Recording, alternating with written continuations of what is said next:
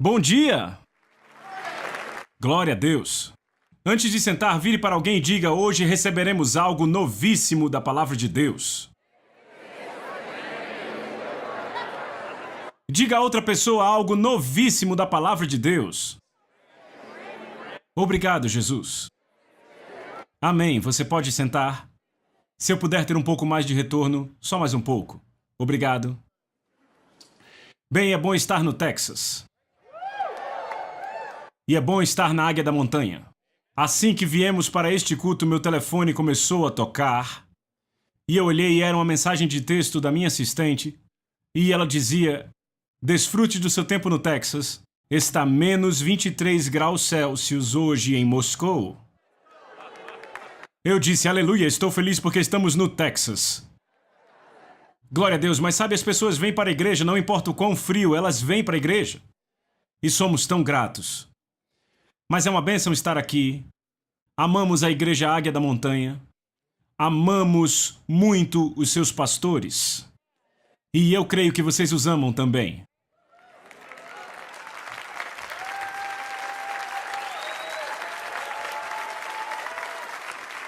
Pastor George e Terry amam vocês, eles falam de vocês, eles oram por vocês, carregam essa igreja no coração.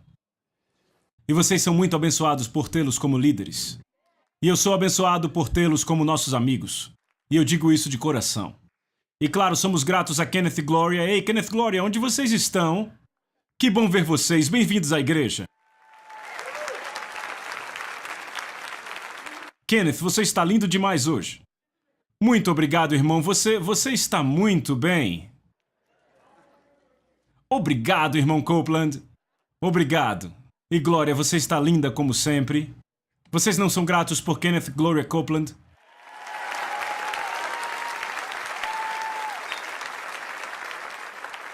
Bem, hoje eu quero que vocês abram a Bíblia em 2 Timóteo capítulo 3. E o que eu quero ensinar a vocês hoje é um pouco diferente do que eu normalmente faço. E na verdade eu não ensino isso há anos. Mas nas últimas semanas eu tenho sido mexido para voltar nessas escrituras de novo. Eu não sei se estou movido por causa das eleições. Não sei se estou movido simplesmente pelas coisas que vemos na televisão quando estamos aqui nos Estados Unidos. Mas eu acho que todos nós estamos muito preocupados com a situação no mundo ocidental. Então hoje eu quero seguir o que o Espírito Santo tem a dizer sobre os últimos dias. E hoje o irmão Howard vai me ajudar. Onde está o irmão Howard? Ele está aqui? Não, ele ainda não está aqui. Bem, eu quero que você traga sua cadeira para cá, vamos sentar juntos um do outro. E eu quero usar esse quadro hoje para ensinar algumas coisas. Você aceita? E depois do culto, eu vou estar ali atrás e posso autografar meu livro Nas Trevas. Eu não sei se você já o tem ou não. Eu acho que ele realmente adicionará algo à sua vida espiritual. Só um pouco mais de retorno aqui. Pai, nós te agradecemos por esse tempo em nome de Jesus. E Espírito Santo, hoje você é o grande mestre. Você é o grande comunicador. Sabemos que foi você que escreveu essa palavra. Então por isso te pedimos hoje para abri-la para nós, para que possamos nos alimentar dela. Cada molécula, cada verdade nessa palavra. Espírito Santo, eu oro para que você se comunique além da minha habilidade natural. E para que hoje haja um derramar que fará diferença em nossas vidas. E te agradecemos por isso. No nome maravilhoso de Jesus. E todos dizem: amém. Pegue sua Bíblia, levante ela. Sempre traga a Bíblia quando vier para essa igreja. Certo, abra sua Bíblia em 2 Timóteo, capítulo 3. 2 Timóteo, capítulo 3, hoje eu quero falar a vocês sobre como proteger você e a sua família nos últimos dias. Como proteger você e a sua família nos últimos dias. Nós vamos começar com um problema e vamos terminar com uma solução sobrenatural. Então hoje vamos começar em 2 Timóteo, capítulo 3. E quando você vai ao livro de 2 Timóteo, você tem que ter em mente, quando você vai a esses livros de Timóteo, que Timóteo pastoreava na cidade de Éfeso. E a cidade de Éfeso era uma cidade extremamente pagã. Podemos dizer que era uma das cidades que mais estava nas trevas no mundo naquela época. De fato, a cidade de Éfeso, a cidade de Pérgamo, a cidade de Atenas e a cidade de Roma eram as 4 cidades mais malignas que existiam na terra naquela época. E Timóteo pastoreava na igreja de Éfeso. E ao redor de Timóteo havia trevas. Não só os crentes estavam morrendo por sua fé, mas todo dia, crentes que tinham acabado de ser libertos das trevas e agora estavam tentando viver na luz, estavam lutando com o mundo de trevas que estava ao redor deles. Por todo lugar na cidade de Éfeso havia estátuas, idolatria de generais, líderes locais a deuses pagãos, e a maioria das estátuas estava nua, e elas não eram de mármore como vemos hoje, mas naquele tempo a maioria delas tinha a cor de pele. Então, para todo lugar que você olhava, era como se a pornografia de verdade estivesse por todo lugar. Então, andando por Éfeso e por todo o mundo antigo, você estava literalmente cercado por todas essas estátuas. Por exemplo, quando você chegava à cidade de Atenas, havia 10.000 dessas estátuas que se alinhavam na estrada central, no caminho para a cidade de Atenas. E é por isso que a Bíblia diz em Atos 17 que quando Paulo foi à cidade, ele viu que a cidade estava dominada por idolatria. Aquilo revoltava seu espírito, a cidade estava completamente tomada, estava fundada na idolatria. E não só Atenas, mas todas as cidades antigas, em particular as capitais, como Éfeso. Então Timóteo tinha uma igreja que tinha sido salva, tinham sido lavados pelo sangue, estavam tentando andar na luz, mas todos os dias de sua vida estavam cercados por trevas. A maioria dos membros dessa congregação era da comunidade de escravos. E então serviam pessoas que não eram salvas, serviam pagãos, e os pagãos eram homens que o tempo todo violavam as suas consciências, e o único lugar onde eles podiam tomar banho era na casa de banho central da cidade, que era do lado das orgias, e havia muitos conflitos, muitas tentações, e parecia que estavam literalmente cercados pelas trevas. Mas há um fato que devemos lembrar, não podemos esquecer. No Evangelho de João, capítulo 1, verso 5, ele diz que a luz brilhou nas trevas, e as trevas não a compreenderam. Essa palavra compreender é a palavra grega katalambano, e uma tradução literal é a luz brilhou nas trevas, e as trevas não tiveram o poder para derrubá-la. As trevas não tiveram poder para suprimi-la, ou para feri-la, ou para dominá-la. A luz simplesmente brilha nas trevas. E por 2000 anos a luz do Evangelho tem brilhado, independente do que tem acontecido na sociedade. As trevas simplesmente não têm autoridade de apagar as luzes. Mas então Paulo começa a escrever a Timóteo. E no capítulo 3, versículo 1, ele diz: isso também saiba, que nos últimos dias tempos perigosos virão. Agora imagine, Timóteo já achava que ele vivia em tempos perigosos, simplesmente por causa do mundo que o cercava. E então o Espírito Santo começa a falar com ele em linguagem comparativa, e ele diz: ouça, se você acha que está encarando desafios agora, deixa eu te dizer o que vai acontecer nos últimos dias.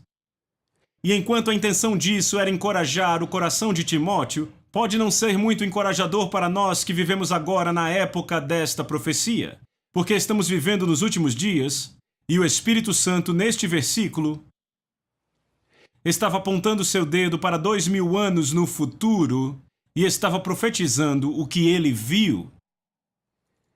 E quando o Espírito Santo falou, ele falou com um alarme tal sobre o que ia acontecer nesses últimos dias, que ele disse: isso também saiba. A palavra saiba é a grega gnosko, que significa saiba enfaticamente, tenha certeza de saber, além de qualquer sombra de dúvida. Saiba disso, isso vai acontecer. Que nos últimos dias, tempos perigosos virão. Chegamos a essa palavra, últimos, e eu quero que você escreva isso. É a palavra grega escatos. Como eu uso isso? Alguém pode me mostrar como isso abre? Aí está. É a palavra escatos, que é de onde tiramos a palavra escatologia. E essa palavra escatos descreve o fim mesmo de algo.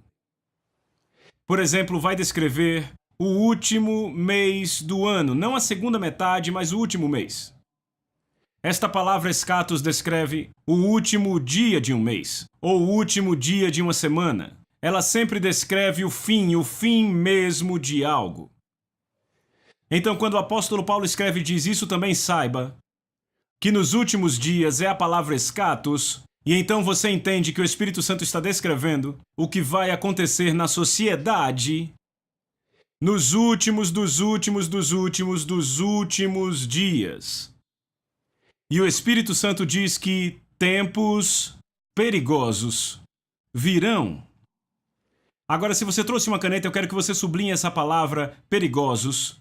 Esta palavra perigosos é a palavra grega kalepos, e ela é muito importante no Novo Testamento. Esta palavra kalepos é apenas usada 2 vezes no Novo Testamento inteiro. Então, a única forma de entender o que a palavra perigosos significa é se você for para o outro lugar onde ela é usada. E o outro lugar onde ela é usada completa a figura e nos diz o que tempos perigosos quer dizer. Então, se você tiver a nova tradução, ela deve dizer tempos perigosos. Eu sei que uma tradução diz tempos difíceis sobrevirão. Então vá na sua Bíblia para Mateus capítulo 8, verso 28, e você verá o único outro lugar em que essa palavra é usada no Novo Testamento. Mateus capítulo 8, verso 28. A Bíblia diz que Jesus tinha chegado à terra dos Gadarenos, e diz no versículo 28, e tendo ele chegado à outra margem, a terra dos Gadarenos, vieram-lhe ao encontro 2 endemoniados. Antes de você achar que há um conflito na Bíblia, Marcos e Lucas falam de um homem que era endemoniado. Mateus está apenas dando uma visão mais ampliada de que eram 2, mas Marcos e Lucas falaram daquele que era o mais severo dos 2 casos. Mas olhe de novo no verso 28. Tendo ele chegado à outra margem, a terra dos Gadarenos, vieram-lhe ao encontro 2 endemoniados, saindo dentre o quê? Os sepulcros. Escreva no seu papel, sepulcros é muito importante, voltaremos daqui a pouco. Saindo dentre os sepulcros, e a Bíblia diz que estavam o quê? Excessivamente violentos. Esta é a palavra kalepos. Excessivamente violentos. Isso descreve alguém muito perigoso. E na verdade, estes 2 homens eram tão perigosos, eram tão excessivamente violentos, que o resto do verso diz que ninguém podia passar por aquele caminho. Todos tentavam evitar aquele território, porque esses 2 homens eram tão perigosos que se você chegasse ao alcance deles, você estaria se pondo em risco. É interessante que diz que eles viviam onde? Entre os sepulcros. Escreva isso. Sepulcros ou estes homens tinham a morte em suas mentes. Eles tinham a morte em suas mentes. Então, se formos para Marcos capítulo 5, em Marcos capítulo 5 achamos a mesma história, mas Marcos fala basicamente de um desses 2 endemoniados e completa a história. E Marcos fala no capítulo 5, eles atravessaram o mar e foram para a região dos Gerazenos. E quando ele saiu do barco, imediatamente veio encontrar o quê? Dos sepulcros, um homem com quê? Um espírito imundo. Escreva a palavra imundo. Esta palavra imundo é a palavra grega que sempre descreve impureza sexual. E de fato, quando você lê no texto original, ele não diz que ele encontrou saindo dos sepulcros um homem com espírito imundo. Diz que veio ao seu encontro saindo dos sepulcros um homem com o espírito de um espírito imundo. Havia algo hediondo a respeito desse homem.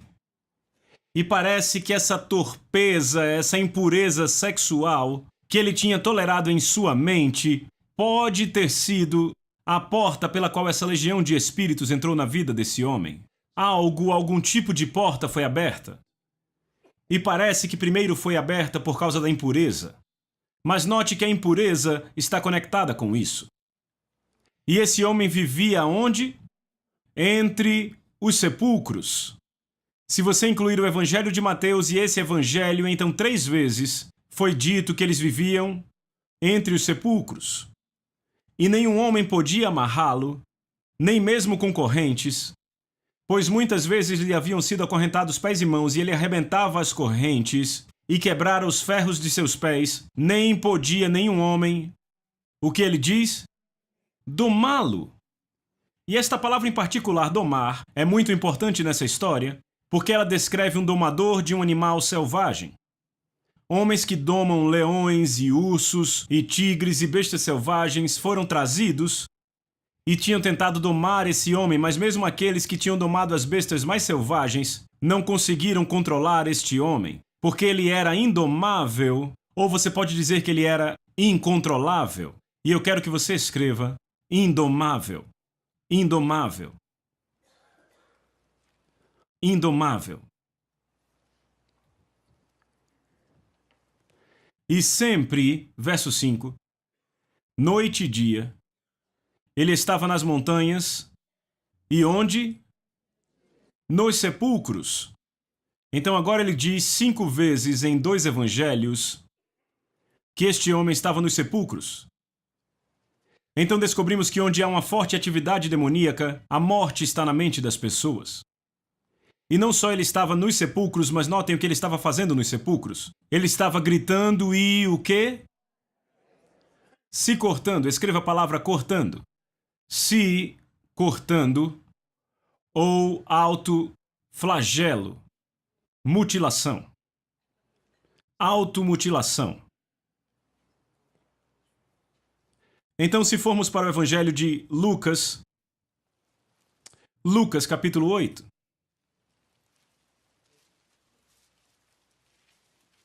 E em Lucas capítulo 8,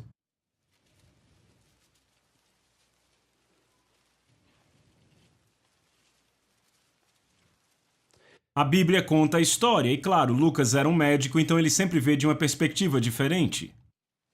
Em Lucas capítulo 8, verso 26, e chegaram na região dos Gadarenos, que era à frente da Galileia, e quando Jesus pisou em terra, foi ao encontro dele vindo da cidade. Enquanto os outros evangelhos dizem que foi vindo dos sepulcros, esse diz da cidade, então entendemos que vinha do cemitério da cidade. E veio ao seu encontro vindo da cidade um certo homem que tinha demônios há um longo tempo. E o quê? Não vestia roupas. Escreva nudez. Nudez. Nudez ou desonra. Desonra. E aqui descobrimos que o diabo tinha humilhado tanto esse homem que esse homem não conseguia nem manter roupas em seu corpo. Era uma manifestação de poder demoníaco. Ele tirava as roupas dele mesmo. E de fato, se você falar com pessoas que trabalham em sanatórios, eles dirão que se você for aos corredores, onde os casos mais severos estão, um dos problemas é que eles não conseguem manter as pessoas vestidas. As pessoas tiram as suas roupas à medida que o diabo tenta humilhar o homem ou a mulher que foi feito à imagem de Deus. Então ele continua a contar no verso seguinte, e quando ele viu Jesus, ele gritou com alta voz e caiu diante dele, e disse: o que tenho eu contigo, Jesus, Filho do Deus Altíssimo, eu te rogo para que não me atormente. Verso 28. Pois ele havia ordenado ao espírito imundo que saísse do homem. Pois frequentemente ele o apanhava, e ele era mantido com correntes e grilhões, e ele quebrava as amarras, e era, o que ele diz?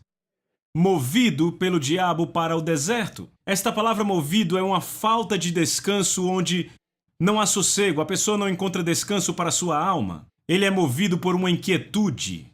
Então aqui você tem a palavra inquietação.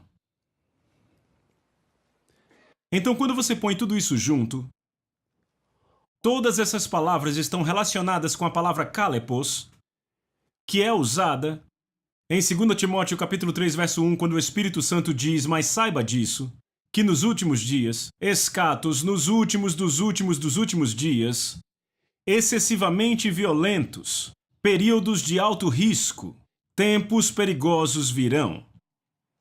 E a ideia aqui, de acordo com Mateus 8:28, é: não se aproxime dessa área, porque se você se aproximar, a probabilidade é que você será machucado. Se você viver nesse território, há certos riscos que você terá que encarar.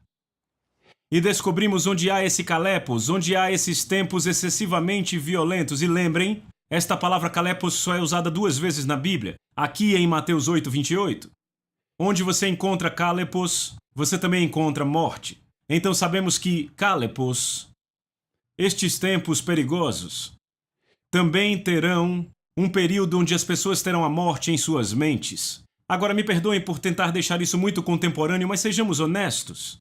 Se vocês olharem para a época em que vivemos e vermos particularmente como a próxima geração parece ter uma preocupação com a morte, de forma que se vestem com roupas góticas, ou tem todos esses programas de TV que estão simplesmente estourados aqui no Ocidente. Denise e eu não vivemos no Ocidente, então quando estamos no Ocidente nos chocamos com programas sobre vampiros, programa após programa sobre vampiros, os filmes mais bem-sucedidos que as pessoas assistem hoje, filme após filme após filme. E se você olhar os filmes que são um reflexo da cultura da nossa sociedade, os nossos filmes estão absolutamente cheios com noções de morte. Calepos é um reflexo de tempos perigosos.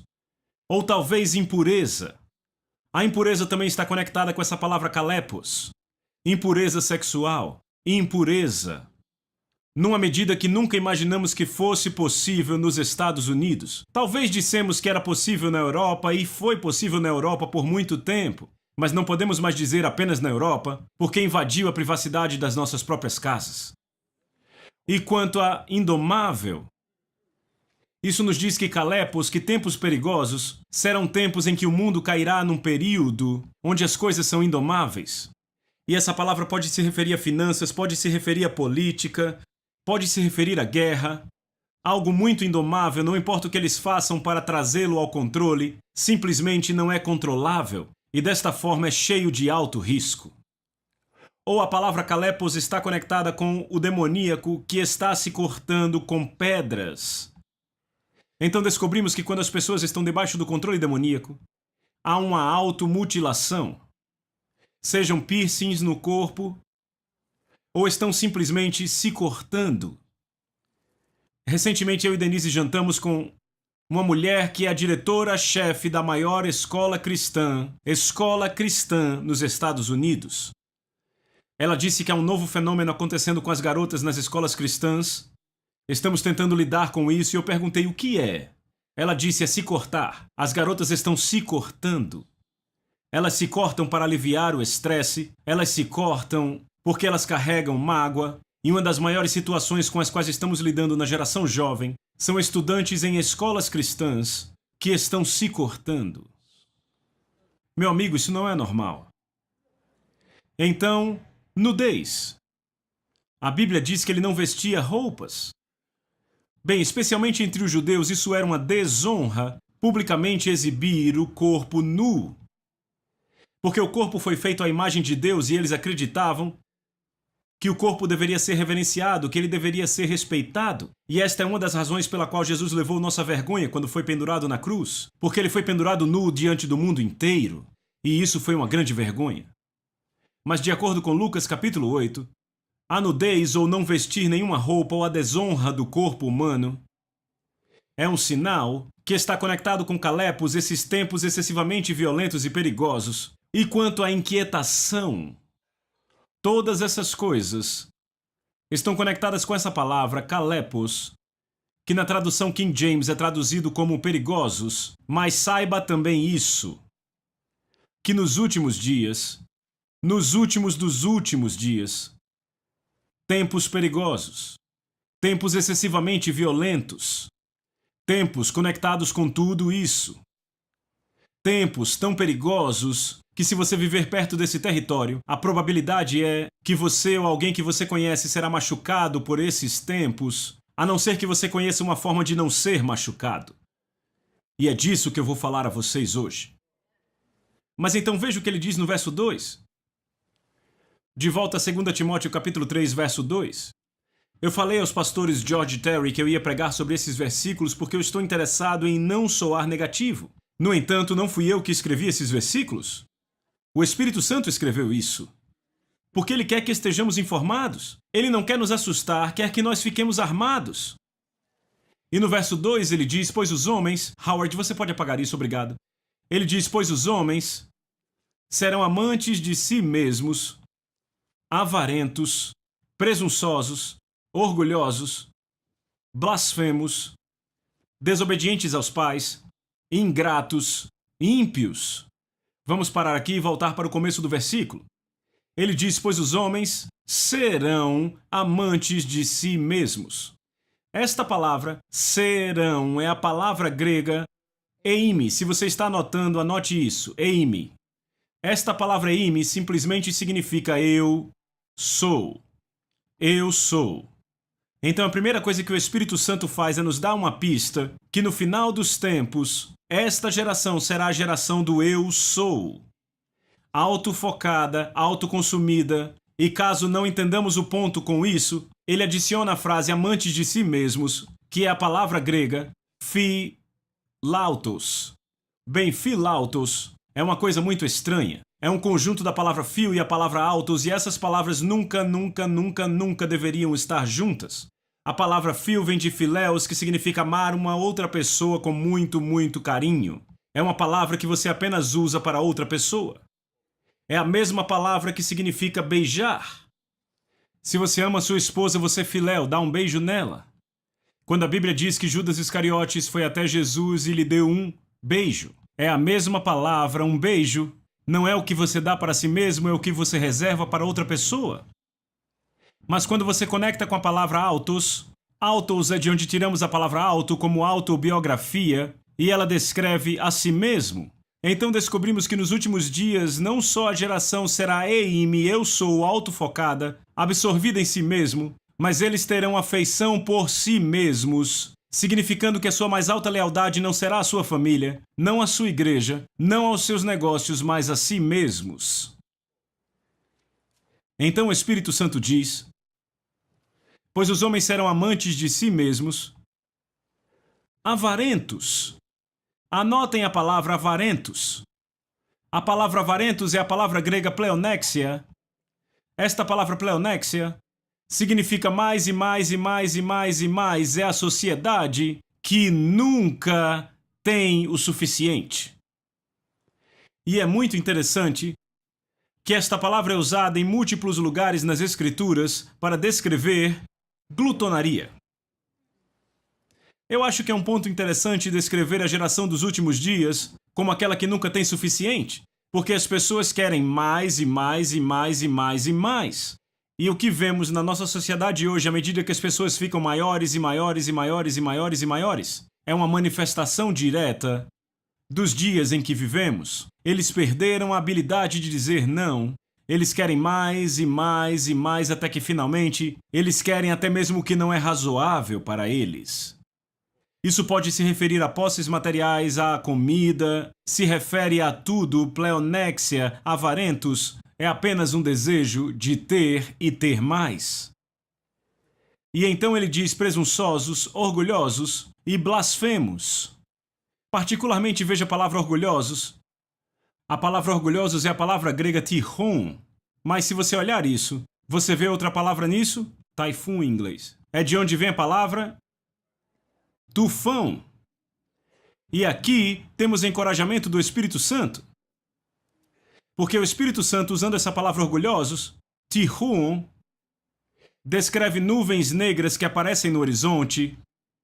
Você sente o vento mudando. Você sente algo varrendo a terra que está fora de controle.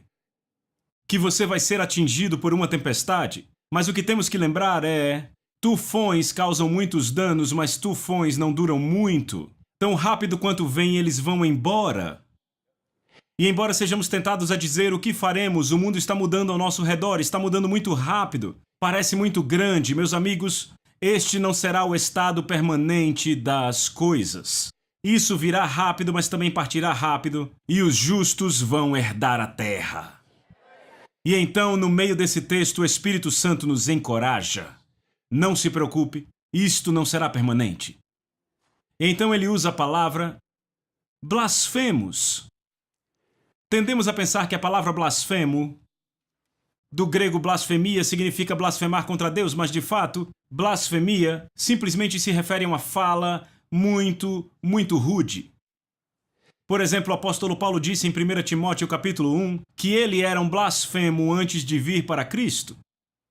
Mas ele nunca blasfemou contra Deus, ele era um judeu e era um judeu muito dedicado. Ainda assim ele disse que era um blasfemo.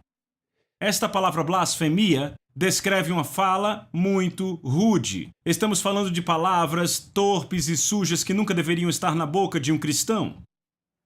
E Paulo diz que nos últimos dos últimos dias haverá inclusive uma mudança na linguagem e na forma como as pessoas se comunicam. Aquelas coisas que um dia já foram proibidas de dizer em público se tornarão a fala comum das pessoas. Deixa eu perguntar, quantos se chocam quando ligam a televisão e ouvem as palavras que as pessoas usam na televisão, que costumavam ser estritamente proibidas? Até mesmo as piores palavras são faladas livremente. E os censores não fazem nada para removê-las. E quanto à nova pornografia, que nós temos visto até mesmo nos programas cedo da noite na TV a cabo. Eu disse no outro culto que há até uma nova resolução da Corte Suprema. Para te mostrar o quanto as nossas mentes mudaram, o quanto as mentes da sociedade já se tornaram enegrecidas por esses tempos. A Suprema Corte dirá o que é e o que não é profanação, nudez e se situações sexuais podem ser mostradas na televisão nas horas em que as crianças estão assistindo televisão. Esta resolução da Corte Suprema aconteceu mês passado. E as TVs a cabo estavam apelando por liberdade de expressão. E os cristãos levaram isso à corte e eles decidiram que não era saudável para crianças ver pornografia, ouvir esse tipo de fala, situações sexuais na televisão, nas TVs a cabo que estavam apelando. Se vocês nos pararem, isso será uma violação da nossa liberdade de expressão. E assim que chegaram a uma conclusão, quando estavam prestes a assinar a resolução, um dos juízes da Suprema Corte olhou para as estátuas sobre sua cabeça.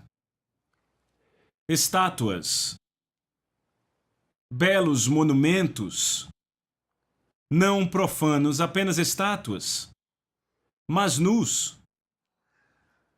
E aquele juiz da Suprema Corte disse: se decidirmos a favor do que esse grupo cristão está nos pedindo aqui, significa que essas estátuas não serão mais permitidas na Suprema Corte, porque elas estão numa exibição pública. E se vamos permitir que essas estátuas continuem na nossa arquitetura, então temos que decidir a favor da profanação e da nudez na televisão pública. Se decidirmos contra as estações de TV a cabo, teremos que mudar toda a arquitetura em Washington, D.C. E baseados nisso, eles fizeram a resolução que pornografia, profanação e situações sexuais na televisão em horários em que crianças estarão assistindo televisão é aceitável à luz dos nossos hábitos passados. E amigos, isso está numa medida que nenhum de nós jamais viu em nossas vidas. E o Espírito Santo profetizou isso.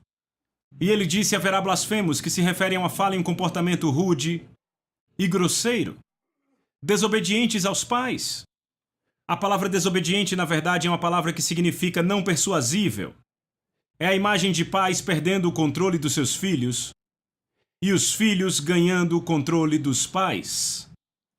Pais com medo de exercitar sua autoridade por medo do que acontecerá com eles se eles agirem como pais.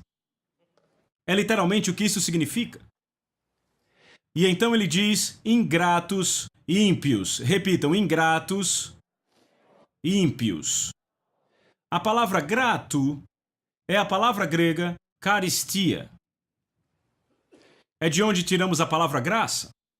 A palavra caristia, a palavra grato, descreve a gratidão que flui do coração humano, que não se pode parar. É como um rio. E esta palavra caristia particularmente se refere à gratidão a Deus, um reconhecimento de Deus, uma ação de graças geral a Deus. Mesmo que a sociedade não seja completamente salva, há um reconhecimento geral de Deus. Mas se você coloca um A na frente dessa palavra, se torna a palavra acaristia e esse A cancela isso. E esta é a palavra encontrada nesse texto, não caristia, mas ingrato, ímpio, o que significa que houve um tempo quando eles eram gratos. Havia um reconhecimento geral de Deus. E então algo aconteceu ao longo do caminho e esse A foi adicionado a ele e a sociedade decidiu cancelar o reconhecimento a Deus. E de acordo com o Espírito Santo, onde há este cessar de ação de graças, onde há essa remoção de Deus e do reconhecimento a Ele, o Espírito Santo diz que isso leva ao quê? A falta de santidade. Repita, falta de santidade. E eu quero que você escreva isso. Ingratidão sempre leva à falta de santidade. Escreva isso. Ingratidão sempre leva à falta de santidade. Agora marque onde você está e vá para Romanos capítulo 1. E eu quero que vocês vejam como Paulo declarou isso um pouco diferente. Romanos capítulo 1, onde Paulo também está descrevendo a sociedade. Romanos capítulo 1, verso 18. Romanos capítulo 1, verso 18. Pois a ira de Deus se revela do céu contra o quê? Toda a perversão e falta de santidade dos homens, que o quê? Detém a verdade na injustiça. Quando você lê na versão King James, dá a impressão que esses homens detêm a verdade. Então, por que a ira de Deus é revelada contra eles? Porque a palavra deter é a palavra grega kateko, que na verdade quer dizer suprimir. Eles escondem a verdade na injustiça. Não é que eles sejam ignorantes da verdade, eles conhecem a verdade. Eles não gostam da verdade. E desta forma, cateco, eles detêm, eles sentam nela, põem uma tampa nela, eles a escondem. A ideia é longe dos olhos e longe da mente. Sabemos o que esses pregadores estão pregando na televisão, não gostamos do que eles estão pregando. Então façam tudo o que puderem fazer para mantê-los fora da televisão, longe da visão, longe da mente. Não que eles sejam ignorantes da verdade, eles ouviram a verdade, eles até mesmo detêm a verdade e não concordam com a verdade, e desta forma eles a escondem. E desta forma a ira de Deus é revelada do céu contra toda perversão e falta de santidade dos homens, que escondem ou restringem a verdade na injustiça. Verso 19. Porque o que de Deus se pode conhecer é manifesto entre eles, porque Deus lhes manifestou. Verso 20. Porque as coisas invisíveis dele, desde a criação do mundo, são claramente vistas, sendo entendidas pelas coisas que são feitas, até mesmo o seu poder eterno e a sua divindade, então eles são indesculpáveis. Mas vejam o verso 21. Por causa disso, quando... Esta palavra quando aponta para um ponto específico no tempo, no passado, não há muito tempo atrás. Porque tendo eles conhecido a Deus, essa palavra conhecido significa conhecê-lo de forma geral, reconhecê-lo de forma geral. Quando a sociedade tinha um reconhecimento geral de Deus, eles não glorificaram como Deus uma decisão deliberada, nem foram o quê? Gratos. Uma decisão deliberada, não vamos mais nessa direção, não vai haver mais glorificação, não haverá mais gratidão a Deus por suas bênçãos. Estamos parando com isso. E a Bíblia diz que o resultado foi... E porque ele acreditava que Deus em suas imaginações e o seu tolo coração foi o quê? Posto em trevas. O que o coração faz? O coração bombeia, não é? Bombeia o quê? Sangue. Quanto do seu corpo tem sangue nele? Todo o seu corpo tem sangue nele. O coração está constantemente bombeando, bombeando e bombeando, bombeando sangue e vida para toda parte do seu corpo. Mas agora Paulo declara pelo Espírito Santo que quando a sociedade para de reconhecer a Deus e para de glorificá-lo e para de ser grata, a sua mente se torna vã e o seu coração, o coração da sociedade, ao invés de bombear a vida, ao invés de bombear sangue, o coração da sociedade começa a bombear e bombear e bombear trevas, até que finalmente o coração da sociedade está bombeando trevas e todas as partes da sociedade estão cheias de trevas. Eu digo a vocês, essa é a única forma com a qual o anticristo pode vir ao poder. Ele é chamado o homem da iniquidade.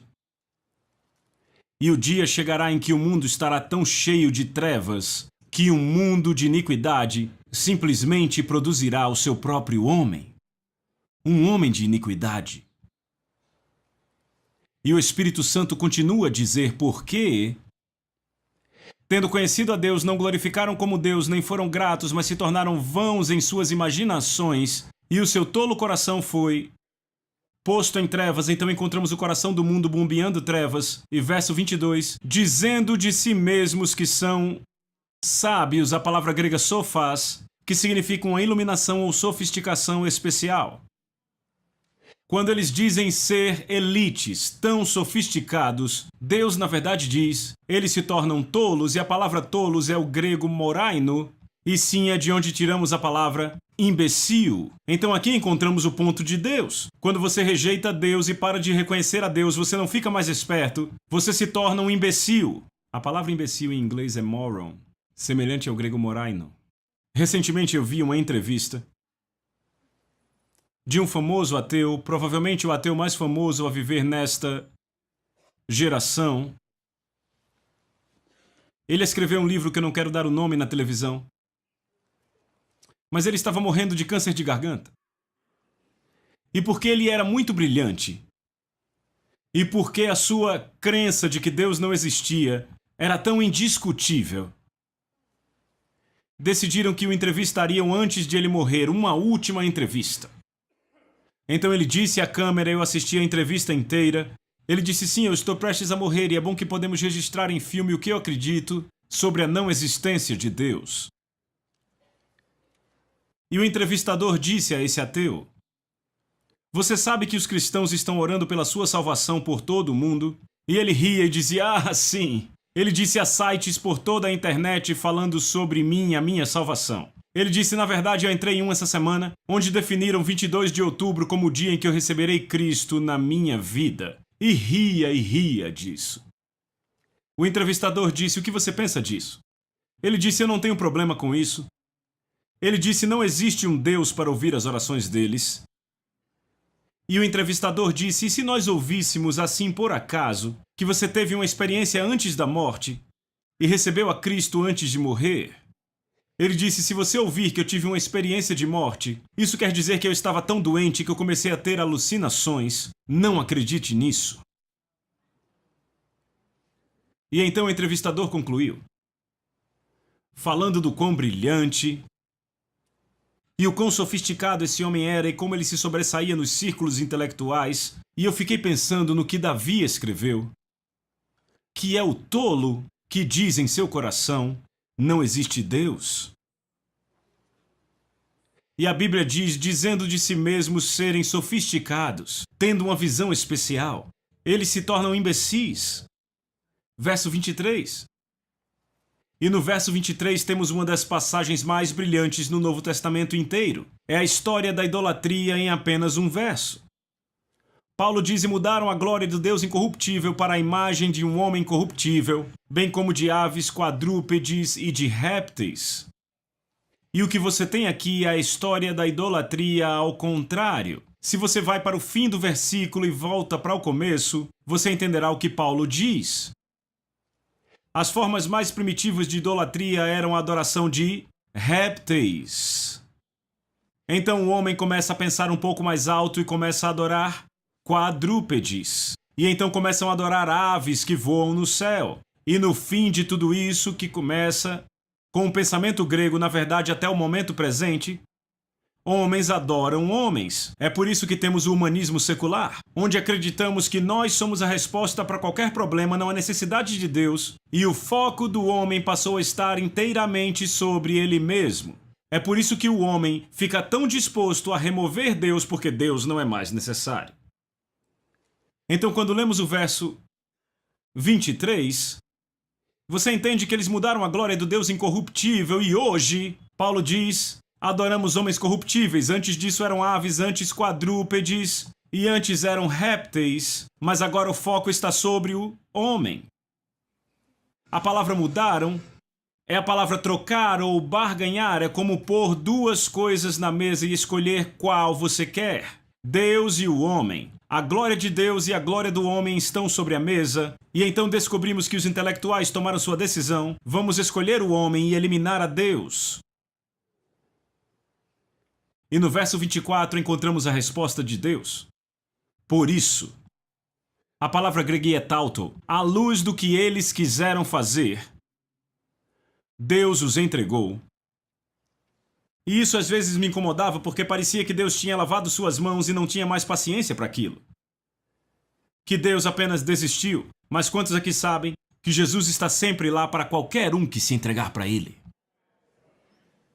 Mas em fato, ao invés de por isso Deus os entregou, a melhor tradução seria por causa do que eles decidiram querer. Deus os liberou. Você quer? Vá buscar. Eu não vou impedir você. Por isso Deus os liberou. A impureza. E mais uma vez a palavra impureza é impureza sexual, pelas luxúrias de seus corações. E então ele especifica claramente para desonrar seus corpos entre si. Desonrar é a palavra colocar no lugar errado, é pôr corpos onde os corpos não devem estar. Verso 25, os quais mudaram a verdade de Deus em uma mentira, e adoraram e serviram a criatura mais do que ao Criador, que é bendito para sempre. Amém. Verso 26, por esta causa Deus também os entregou. Ele não os enviou para isso, ele simplesmente disse, muito bem, não é isso que vocês querem, vão lá e busquem, eu não vou impedir. Deus os liberou a afeições vergonhosas. Até suas mulheres trocaram suas relações sexuais naturais por outras contrárias à natureza, e também os homens, deixando o uso natural da mulher, se inflamaram de paixão uns pelos outros, começaram a cometer atos indecentes homens com homens, e receberam em si mesmos o castigo merecido pela sua perversão. Agora veja o verso 28. Além do mais, eles não queriam mais manter Deus em seu conhecimento. Não que eles fossem ignorantes sobre Deus. Eles sabiam que se eles mantivessem Deus em seu conhecimento, isso iria requerer uma mudança no comportamento, iria requerer arrependimento. E porque os homens amaram as trevas mais do que amam a luz, uma decisão deliberada, vamos tirar Deus de cena, tirá-lo da nossa mente, e desta forma nós não mais nos sentiremos culpados pelo que fazemos. Eu entendo isso porque Denise e eu vivemos na Rússia, em Moscou, que é a capital do comunismo. E para o comunismo fazer efeito, o ateísmo era requerido, era necessário. Pessoas tinham que ser mortas. Pessoas tinham que ser executadas para que o comunismo fosse implementado. E enquanto você cresce que havia um Deus Santo no céu olhando você e olhando o que você fazia, eles não podiam executar essas ações porque eles sabiam que responderiam a Deus pelo que estavam fazendo. E então o ateísmo resolveu o problema deles, vamos dizer que não há Deus. E desta forma não precisaremos prestar conta por nossas ações. E então eles perpetuaram a doutrina do ateísmo em uma geração inteira, de forma que ninguém realmente cria que havia uma natureza eterna. Éramos simplesmente animais, bestas, que viviam a favor do Estado. E no verso 28 diz, além do mais, eles não queriam mais manter Deus em seus conhecimentos. Então Deus os entregou, Deus os liberou a uma mente reprovável para fazer aquelas coisas que não eram convenientes. Sublinhe a palavra reprovável. Sabe, eu sempre me perguntava o que reprovável queria dizer. A palavra reprovável significa ser tão cauterizado que você não tem mais a habilidade de sentir. Pessoas que alguma vez se sentiram culpadas pelo pecado, mas agora já pecaram e pecaram e pecaram e pecaram até que corromperam suas almas a um ponto que agora eles não se sentem mais culpados e não há nenhum sinal de vergonha pelo que fazem. E agora eles fazem abertamente as coisas que em algum momento traziam culpa a seus corações. Eles se tornaram reprováveis. Eu tenho um grande calo aqui no meu dedo. Eu sou canhoto. E quando eu era criança, eu escrevia com muita força com o lápis. Eu deixei um calo no meu dedo. E eu descobri quando era jovem que não havia mais sensibilidade naquele calo. Sem sensações. Eu posso apertar e esfregar, eu não tenho mais nenhuma sensação neste calo. Eu pegava canetas e tentava enfiar no meu calo. E eu ficava balançando meu dedo com a caneta pendurada e as pessoas chocadas, porque eu tinha uma caneta enfiada no meu dedo, mas era através do calo no qual eu tinha perdido toda a sensibilidade. Isso é o que é uma mente reprovável. Ela se corrompeu até um ponto em que ela não mais tem a habilidade de sentir.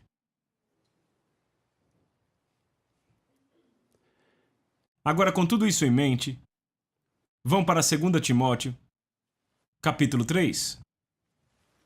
Tudo isso precedido por essas palavras: ingrato e sem santidade. Quando as pessoas deixam de agradecer a Deus, isso leva a um comportamento sem santidade.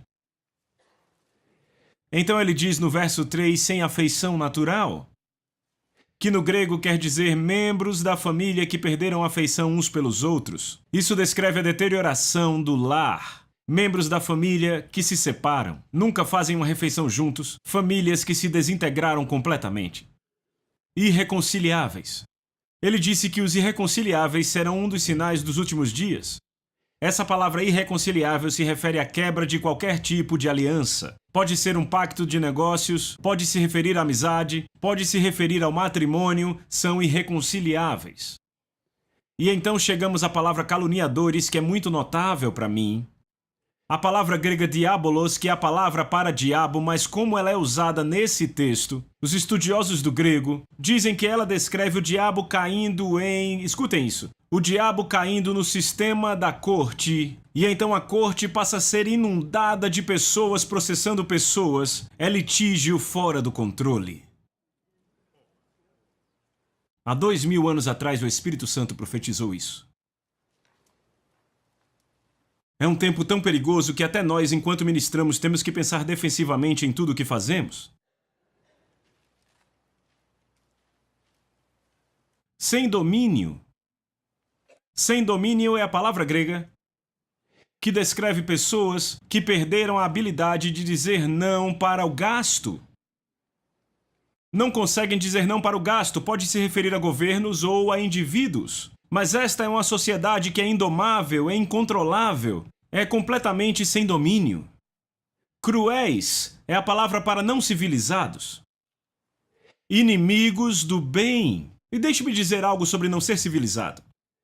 Pode parecer de alguma forma que vivemos numa geração muito civilizada, mas de outra forma nós somos a geração mais não civilizada de todas. Na Rússia,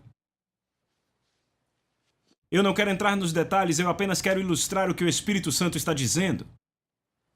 Na Rússia, o aborto era a forma número 1 de controle de natalidade desde 1917, quando começou a Revolução. A forma número 1 para controlar. Eu decidi que eu oraria contra o aborto na minha igreja. E então comecei a fazer estatísticas sobre quantas pessoas ao redor do mundo foram abortadas desde 1917. E quando eu compilei as estatísticas da União Soviética e China e do resto do mundo, eu fiquei de boca aberta. Mais de 1 bilhão de bebês foram abortados desde 1917. E ainda assim nós nos chamamos de a mais sofisticada geração, a geração mais culta, civilizada. Não, não matamos pessoas num estádio, nós as matamos numa sala. Tantos bebês foram abortados na União Soviética que de 1917 até o colapso da União Soviética em 1991, mais de 300 milhões de bebês foram abortados na União Soviética, que era exatamente o número da população da União Soviética. Eles erradicaram o equivalente à sua população inteira. Adicione a China a isso. A Bíblia diz: cruéis. Podemos ter tecnologia, mas meu amigo, o Espírito Santo diz que será uma geração bárbara. E então ele diz: inimigos do bem. Uma palavra estranha que só é usada de uma forma, e desta forma só tem uma tradução. Eu amo essas palavras porque desta forma você não comete nenhum erro. Inimigos do bem é uma palavra grega que descreve estranhamente um país onde as leis apenas protegem os criminosos e os bons não têm proteção. É uma sociedade de cabeça para baixo, onde tudo foi revirado e agora as leis são a favor daqueles que fazem coisas erradas e aqueles que fazem o certo não têm defesa. Traidores, precipitados, soberbos, mas amantes dos prazeres que amigos de Deus, tendo aparência de piedade. É impressionante para mim que hoje, em qualquer lugar que se fala sobre justiça social, há uma forma de piedade, mas negando o seu poder. No verso 6 achamos a influência da televisão nos últimos dias.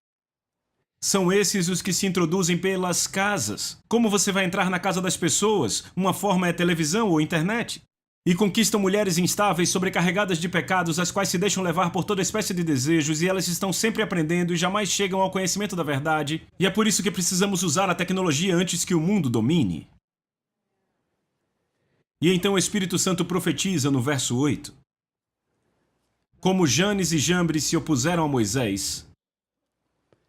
Janes e Jambres, eu sei que você sabe, eram dois feiticeiros que se opuseram a Moisés na corte de Faraó. Esses também resistem à verdade, a mente deles é depravada, são reprovados na fé. Estes não irão longe, pois, como no caso daqueles, a sua insensatez se tornará evidente a todos, como foi com Janes e Jambres. E então, como eles foram expostos? Moisés chegou à corte, lançou sua vara no chão, ela se tornou uma serpente.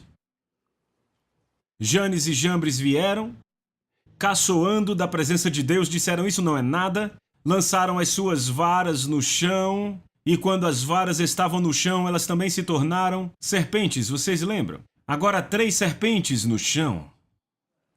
E então, de repente, a vara de Moisés, que havia se tornado em serpente, engole as outras 2, era um conflito de poderes, e o poder de Deus literalmente engoliu o poder do inimigo. E agora Deus profetiza que nos últimos dias não apenas todas essas coisas ruins vão acontecer, mas também haverá uma manifestação de poder, onde o poder de Deus revelará que ele é maior do que o poder do inimigo. Então, quando você chega ao final do capítulo 3, encontramos a solução. Como protegemos nossa família no meio de tudo isso? Como protegemos as nossas almas no meio de tudo isso? Você pode apagar aqui, obrigado. No verso 16, Paulo diz: toda a escritura é dada por quê? Diga alto. Inspiração. Sublinhe a palavra inspiração. Toda a escritura é dada por inspiração de Deus. E é proveitosa para a doutrina, para a reprovação, para a correção, para a instrução na justiça, para que o homem de Deus possa ser perfeito, plenamente preparado para toda boa obra. Mas notem o que Paulo diz no versículo 16. Toda a escritura é dada por inspiração de Deus. A palavra inspiração é a palavra theopneustos. Theo, conhecem essa palavra? A palavra theos, que quer dizer Deus. A palavra pneustos, da palavra pneuma. Conhecem a palavra pneuma? É a palavra para espírito.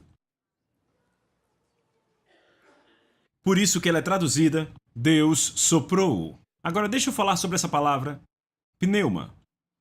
Pneuma. Esta palavra pneuma, a segunda parte da palavra inspiração, descreve uma força que, quando ela se move sobre coisas criadas, ela tem o poder de mudar coisas criadas. Desta forma, pneuma é o poder da criatividade. É o poder da criatividade. É desta forma que ela é usada na Septuaginta do Velho Testamento. A palavra pneuma também é usada para descrever o poder da restauração. O poder da restauração. Achamos a mesma palavra usada em Gênesis, capítulo 1, na versão Septuaginta do Velho Testamento, onde fala sobre o Espírito Santo pairando sobre a face do abismo, quando o Espírito de Deus veio para pôr em ordem tudo que tinha sido posto fora de ordem. O Espírito Santo veio para pairar, e amigos, eu digo, o Espírito Santo paira sobre os quebrados. Ele paira sobre tudo que está fora de ordem, e quando ele vem com pneuma, o poder para criar, o poder para restaurar. Então, quando se fala de pneuma, está se falando de poder criativo. Estamos falando de poder restaurador. E quando ela é usada no grego, ela é usada puramente como uma palavra grega, uma palavra do Novo Testamento. A palavra pneuma não significa apenas espírito, mas a palavra pneuma era a palavra grega para um perfume ou para uma fragrância. Um perfume ou uma fragrância, isso é muito importante. A palavra pneuma, usada na forma grega do Novo Testamento, também era exatamente a mesma palavra usada para descrever um instrumentista, um flautista, quando ele põe o seu instrumento em seus lábios e começa a soprar. E de repente, o seu fôlego, o seu sopro entra pela flauta, produzindo um som musical. Então, quando você põe tudo isso junto, a palavra theopneustos é a palavra inspiração. Toda a Escritura é dada por inspiração de Deus. Assim são as Escrituras. Deus soprou nelas. E quando Deus soprou nelas, Ele soprou poderes criativos na palavra de Deus. Ele soprou poderes restauradores na palavra de Deus. E se você levar a palavra de Deus para o seu lar, ela vai liberar a fragrância do céu no seu lar. Porque a palavra de Deus carrega o perfume, a fragrância exata do céu. Ela vai mudar o cheiro da sua casa. Ela vai mudar o seu cheiro. E se você trouxer a palavra de Deus para o seu coração e para a sua vida, ela produzirá os sons do céu na sua alma.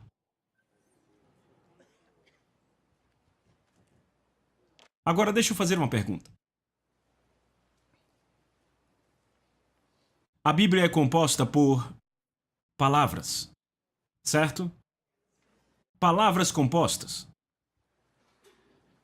Se nós tirarmos a Bíblia, acharemos as mesmas palavras fora da Bíblia? Claro!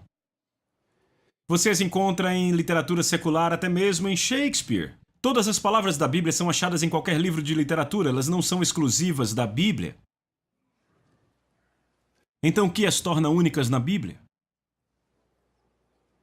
O que Pedro nos diz, em 1 Pedro capítulo 1,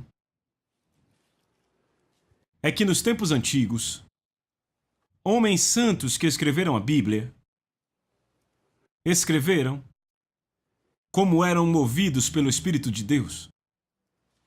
Esta palavra movidos, a palavra movidos, descreve um barco que tem uma vela. E esta é a grande imagem para indivíduos que são profetas. Irmão Copeland, eu lembro de você.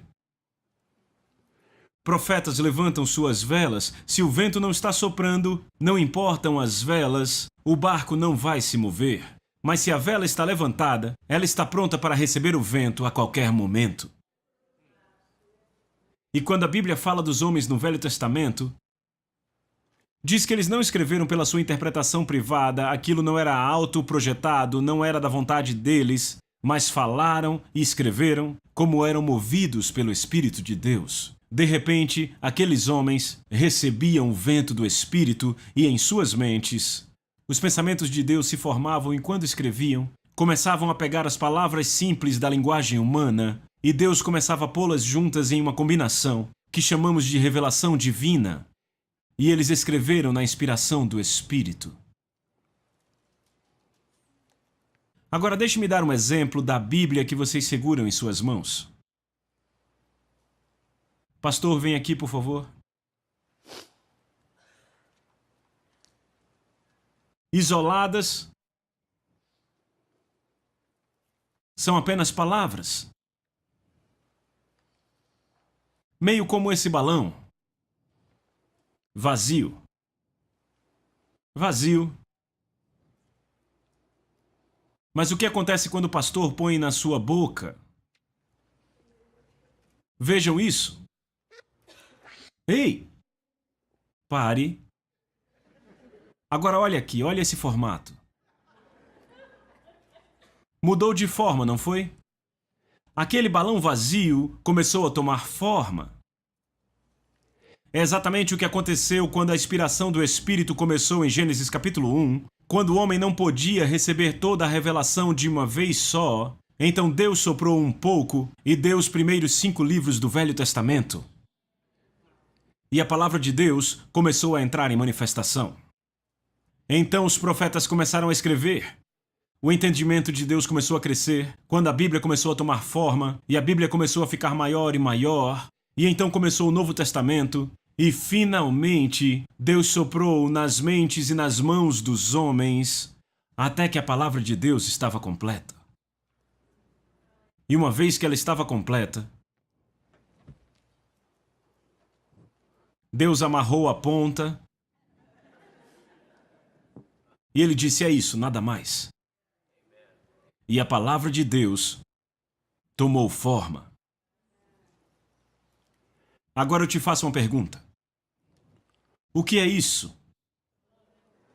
Um balão. Somos pessoas espirituais e brilhantes. O que tem nesse balão? Tem certeza que há ar nesse balão?